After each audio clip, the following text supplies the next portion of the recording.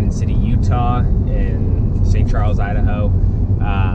Just gonna go over the race a little bit. It's something that I do, whether it's a good race or a bad race, and this isn't, me making excuses for anything that happened. It's just kind of my honest assessment of what went on in the race from my point of view. So the whole week leading up to it was really pretty good. We love the area. The Bear Lake area is really beautiful, awesome place to train. Just was looking forward to it, felt good. Up until the day before, everything was going great. Even that morning, was able to wake up, get everything done, and it wasn't super stressful. Wasn't quite sure how my body was going to respond to racing since we haven't done it in a year, and got the call out to the race with about 2.5 weeks. So with the way that we've been training this year is a little bit different, with the heat in Phoenix and with Tokyo being one of the goals as well. I took some time to really work on my high-end running, so the shorter, faster stuff. So I always kind of knew that it was going to be hard to put in the volume and the strength that a lot of these other guys have been doing for this race and to race them. But I love the 70.3 distance, and I figured that I could have a pretty decent race just showing up, and had a good couple weeks of training and was right on that line, but figured I'd give it a good go. With it being at 6,000 feet coming from sea level, that's also a little bit different. So those are just two of the challenges, but still felt confident in my fitness and what I could do. And yeah, fast forward to the race start, is we had a bit of a delay.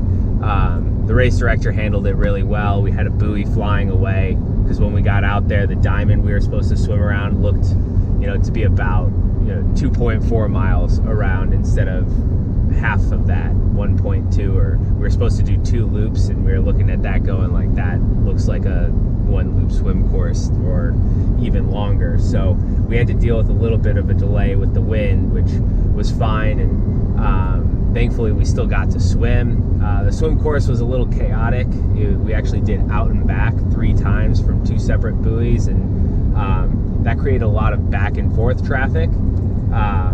And it was pretty rapid fire from the start. I was about 10th-ish going off into the water, and they said they were going to send us off 10 seconds, but the timing company actually ended up doing about 5. So that changed a little bit. I think the race dynamics, just everybody grouped up pretty quickly in the run into the swim, and I had a really good run in, caught a lot of guys before that first buoy, and just kind of tried to fall into a rhythm and stay out of the way of anybody else.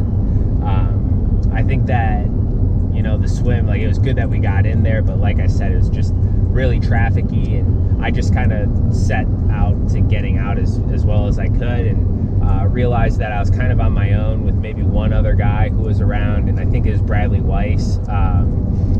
There was another red cap, which were the pro caps, that I just kept noticing. Ended up getting out of the water first and not really having many people around me. Was feeling pretty confident at that point that the body, I was just in my pace, was able to keep going, and was pretty happy with how that swim went with pool closures this year, and just having a bit of, not issues, but just the swim coming around a little bit slower than I wanted. And then getting out onto the bike, it was pretty cold to start, but that's not unusual for me. I had one of my better 70.3s in Texas the year that it was cold and rainy, and loved racing from the front of that. But this one just had a bit of an issue falling into rhythm.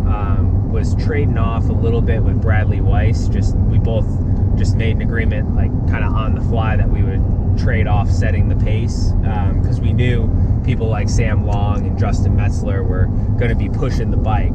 I've seen that they've been putting in big bike Ks, so they had the strength, and Bradley was leading quite a bit of it, but we got caught by Sam pretty early on, and from that point I just didn't quite have the bike legs that I usually do.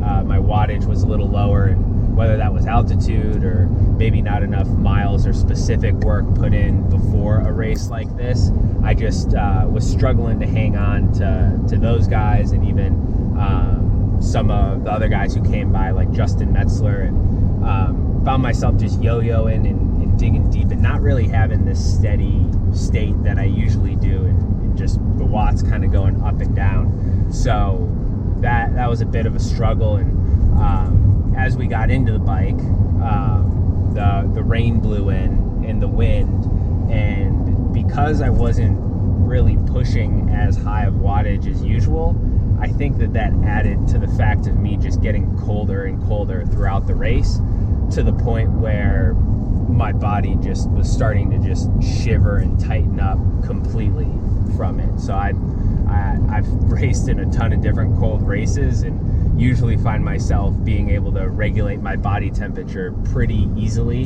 and responding in the rain. And actually, I find it really fun to race in the rain. I've done it in Stockholm, like I said, Texas, in a number of races, Edmonton, I think, and have just like kind of liked it. And I feel like it's kind of like badass, and I love hard conditions. And this time I felt my temperature just dropping, and I mean, in the last few miles of the bike, I just couldn't wait to get off.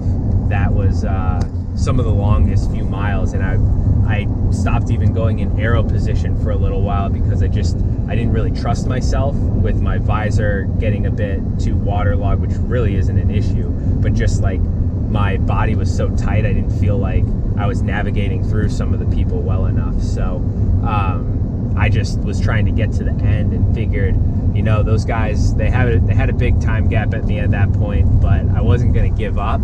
And I figured, I've had some bike workouts where I was running off the bike where the bike didn't really go well, but the runs ended up being really, really solid and have been pretty strong in my run all year. So I wanted to give it a shot and give myself a chance to warm up. So I got back to transition and couldn't even do like a flying dismount, which is one of the first times ever. A lot of times in a 70.3, my hammy starts to twitch a little bit as I'm getting off the bike, just from being in the saddle, and I think just some of the fatigue from it. But this time I could feel it really starting to go, and I just kind of stopped and got myself over, and it kind of clenched, and then I started to try and run, and it just kept clenching up. So I just gave it like a few quick punches to the hammy. I don't really know why I thought that would work, but it ended up working, and I was able to like limp my way into T2, where my hands were kind of frozen, just had trouble getting on my shoes, getting off the helmet. But honestly, like one of my longest T2s I've ever had. But didn't really care at that point. I just wanted to get out onto the run and give it a shot. And once I was out of transition, I could feel my body, like I knew that I was going to start warming up, but it definitely took a few miles for me to bring the body temp up and really kind of start to feel normal. And by that point, I think just like the fatigue of the race had started to catch up to me, and my pace held steady, but from there it was just kind of a decline throughout the entire half marathon, and wasn't able to get, you know, my legs fully under me. So I think that I didn't really show my true fitness, but that obviously doesn't take away from anything that the guys up front were doing. They were strong despite the conditions, and would have been strong whether it was rainy or not. So while a lot of this is me kind of saying what went wrong for myself, I think that I learned a lot from it. And yeah, I still think like kudos to the guys up front for being able to push it throughout stuff like that. So I know that I need to go back, and I have a good section now before, you know, my next main race, which is Challenge Daytona and the Pro Triathlon Organization Championships. Have a lot of time to sit down and analyze this and figure out exactly what went wrong, but mainly just put in work before the next race, because I think that we just haven't done specific race training yet. And I went into that race and I shouldn't have been underprepared because everybody else was ready to go.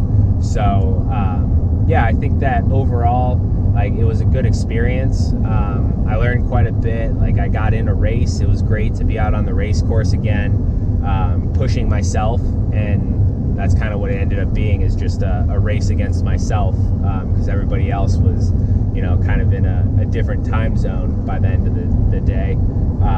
But yeah, it was a good checkpoint for me, kind of a good reset point, and and now we're on our way back to Arizona. Have a training camp coming up in San Diego, have some time to, put in some good miles and hard work, and just looking forward to another opportunity. This is how racing goes. You can't always have your best day, and like I said at the beginning of the video, I'm not making excuses. I don't want to take anything, I never want to take anything away from people who win a race or get on the podium, because I know that that's the kind of respect that I would want too, when winning a race or beating somebody. So yeah, this is just kind of my assessment. I need to be stronger and faster for the big races, and that's what I always set out to do. So it was yeah, definitely fun to toe the start line, get the competitive juices flowing. Now it's just time to be competitive.